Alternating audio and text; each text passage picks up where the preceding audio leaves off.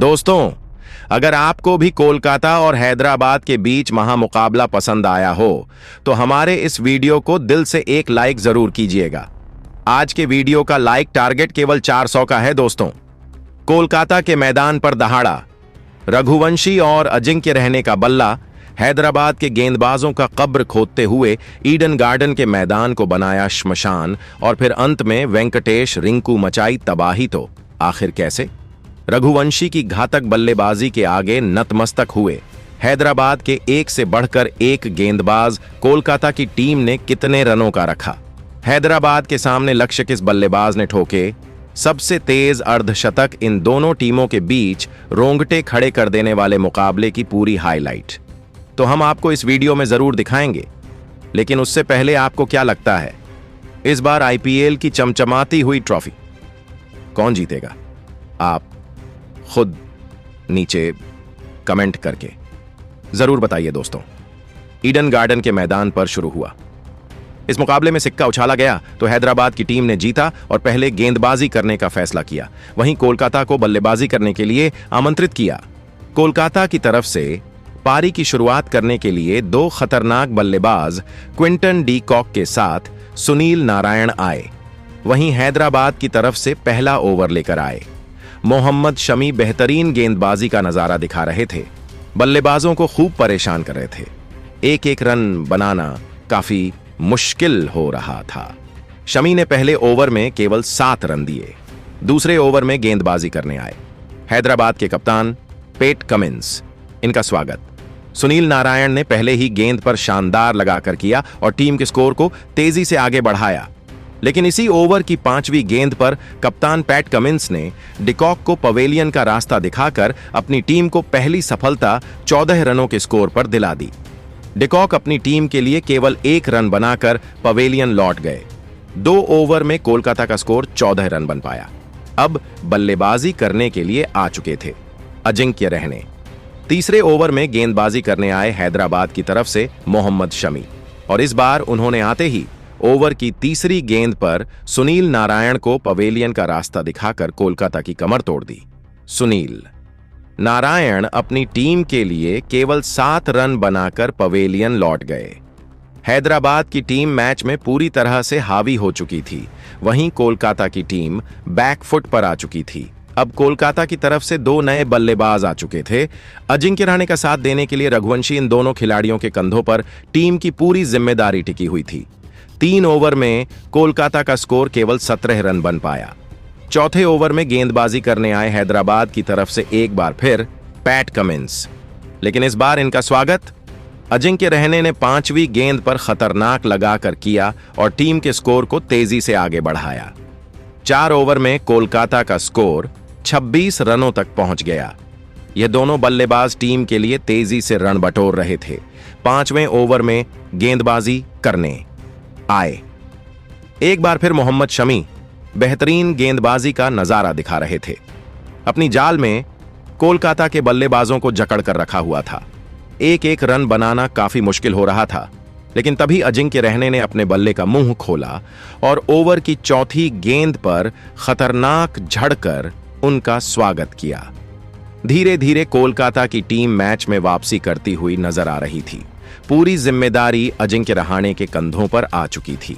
अजिंक्य रहाणे की बल्लेबाजी देखकर रघुवंशी ने भी अपनी बैटिंग में बदलाव किया और मोहम्मद शमी के ओवर का अंत खतरनाक चौक के साथ कर अपनी टीम को 5 ओवर में इन दोनों बल्लेबाजों ने 38 रनों तक 2 विकेट पर पहुंचा दिया। पावर प्ले के अंतिम ओवर में हैदराबाद की तरफ से बॉलिंग स्पेल में बदलाव दिखा और इस बार गेंदबाजी करने आए सिमरजीत सिंह। लेकिन हैदराबाद की उम्मीद पर पानी फेरते हुए अजिंक्य रहने ने दूसरी ही गेंद पर खतरनाक लगाकर सिमरजीत सिंह का स्वागत किया और टीम के स्कोर को रॉकेट की रफ्तार की तरह आगे बढ़ाया। वहीं ओवर की अंतिम गेंद पर रघुवंशी ने भी खतरनाक झड़कर इस ओवर से 15 रन बटोरकर अपनी टीम को पावर प्ले के 6 ओवर में ही 53 रनों तक पहुंचा दिया। यह दोनों बल्लेबाज कोलकाता के स्कोर को तेजी से आगे बढ़ा रहे थे। हैदराबाद के हर गेंदबाजों के खिलाफ टूट कर प्रहार कर रहे थे। इन दोनों खिलाड़ियों का बल्ला रुकने का बिल्कुल भी नाम नहीं ले रहा था। पावर प्ले के बाद 7वें ओवर में भी हैदराबाद की बॉलिंग स्पेल में बदलाव देखने को मिला और इस बार गेंदबाजी करने के लिए बुलाया अपने फिरकी के जादूगर जीशान अंसारी को। लेकिन जीशान का स्वागत अजिंक्य रहने ने अपने अंदाज में दूसरी ही गेंद पर खतरनाक चौका लगाकर किया और अपनी टीम को 7 ओवर में ही इन दोनों बल्लेबाजों ने मिलकर 61 रनों तक पहुंचा दिया। इन दोनों खिलाड़ियों के बीच एक अच्छी साझेदारी पनपती हुई दिखाई दे रही थी, जो कि कोलकाता के लिए अच्छी खबर थी। हैदराबाद की तरफ से विकेट की तलाश में एक बार फिर बॉलिंग स्पेल में बड़ा बदलाव देखने को मिला और इस बार गेंदबाजी के लिए आए हर्षल पटेल। लेकिन इनका स्वागत रघुवंशी ने पहले ही गेंद पर शानदार चौका लगाकर किया और इन दोनों खिलाड़ियों के बीच 50 रनों की साझेदारी पूरी हो गई। वहीं रघुवंशी ने ओवर की अंतिम गेंद पर भी शानदार चौका झड़कर अपनी टीम को 8 ओवर में ही 71 रनों तक 2 विकेट पर पहुंचा दिया। कोलकाता की टीम पूरी तरह से मैच में हावी हो चुकी थी। हर गेंदबाजों के खिलाफ यह दोनों बल्लेबाज रन बटोर रहे थे। 9वें ओवर में विकेट की तलाश में गेंदबाजी करने आए एक बार फिर जीशान अंसारी और इस बार जीशान ने शानदार गेंदबाजी की बल्लेबाजों को खूब परेशान किया। रन बनाना काफी मुश्किल होने लगा और इस ओवर में जीशान ने केवल 4 रन दिए। 9 ओवर में कोलकाता का स्कोर केवल 75 रन 2 विकेट पर बन पाया। 10वीं ओवर में एक बार फिर गेंदबाजी करने के लिए आए खुद कप्तान पैट कमिंस शानदार गेंदबाजी कर रहे थे, लेकिन ओवर की अंतिम गेंद पर अजिंक्य रहने ने करारा प्रहार करते हुए शानदार जड़ दिया और अपनी टीम को 10 ओवर में 84 रनों तक 2 विकेट पर पहुंचा दिया। 11वें ओवर में गेंदबाजी करने आए एक बार फिर जीशान अंसारी, लेकिन इस बार रघुवंशी ने उनका स्वागत तीसरी गेंद पर खतरनाक लगाकर किया और फिर चौथी गेंद पर बेहतरीन चौका झड़कर उनकी जमकर कुटाई कर दी। वहीं अजिंक्य रहाणे उनका भरपूर साथ निभा रहे थे।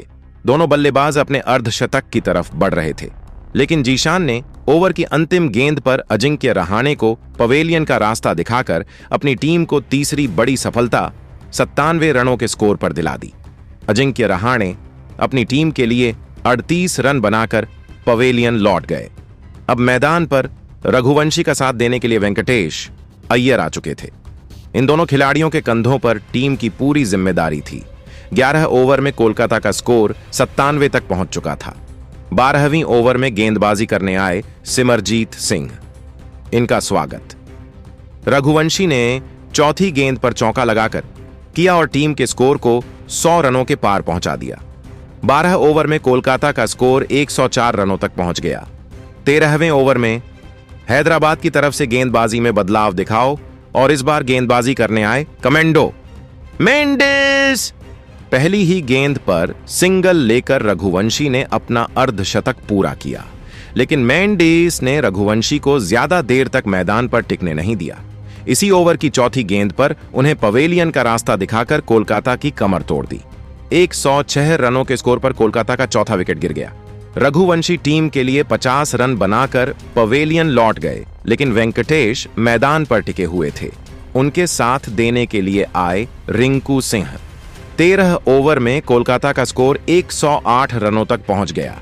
14वें ओवर में हर्षल पटेल ने बेहतरीन गेंदबाजी की और केवल 5 रन दिए। 14 ओवर में कोलकाता का स्कोर 113 रनों तक बन पाया। जिस तरह से कोलकाता का स्कोर आगे बढ़ रहा था और यह दोनों बल्लेबाज खेल रहे थे। 15वें ओवर में वेंकटेश ने शानदार झड़कर टीम के स्कोर को तेजी से आगे बढ़ाया और 122 रनों तक पहुंचा दिया। इसके बाद भी दोनों खिलाड़ियों का बल्ला रुकने का नाम नहीं लिया, सिर्फ चौके और लगाने लगे और अपनी टीम को 150 रनों के पार पहुंचाया। दोनों खिलाड़ियों के बीच 50 रनों की साझेदारी भी पूरी हो गई। रिंकू ने भी शानदार झड़कर अपनी टीम को 18 ओवर में 186 रनों तक पहुंचा दिया। 19वें ओवर में वेंकटेश अय्यर ने पेट कमिंस की जमकर कुटाई कर दी। 3 चौका और एक खतरनाक झड़कर अपना अर्धशतक पूरा किया और टीम के स्कोर को 19 ओवर में 187 रनों तक पहुंचा दिया। बीच में ओवर में भी वेंकटेश अय्यर ने हर्षल पटेल की जमकर कुटाई की, लेकिन इसी ओवर में वेंकटेश अपना विकेट दे बैठे और 197 रनों के स्कोर पर कोलकाता को 5वां झटका लगा। स्ट्राइक पर आ चुके थे आंद्रे रसेल। इन दोनों ने मिलकर हैदराबाद के सामने 211 रनों का लक्ष्य रखा। लेकिन दोस्तों, अब आपको क्या लगता है, इस बार आईपीएल की चमचमाती हुई ट्रॉफी कौन जीतेगा? आप खुद नीचे कमेंट करके जरूर बताइए और ऐसी ही नई वीडियो के लिए हमारे चैनल को जरूर सब्सक्राइब करिए। धन्यवाद।